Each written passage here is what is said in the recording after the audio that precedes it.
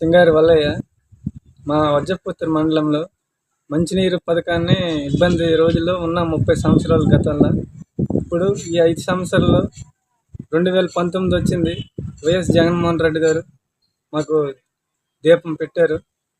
అలాగే నాకు పేదవాడిను, ఒక కాలనీ ఇచ్చారు, ఇల్లు కట్టుకుయాను, దిగిపోయాను కూడా. తర్వాత అమ్మఒడి వస్తుంది, రైతు భరోసా వస్తుంది, అమ్మకి చేయూత వస్తుంది, నాన్నకి పెన్షన్ వస్తుంది, మళ్ళా ఇన్సూరెన్స్ వచ్చింది సార్.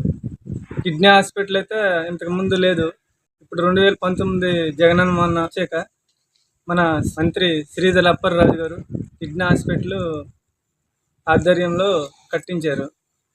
తర్వాత రోడ్లు బాగున్నాయి, పెద్దలకి అంతా మంచిగా జరుగుతుంది ఈరోజు. మరి గత 14 సంవత్సరాల్లో మాకు ఏ మంచి జరగలేదు.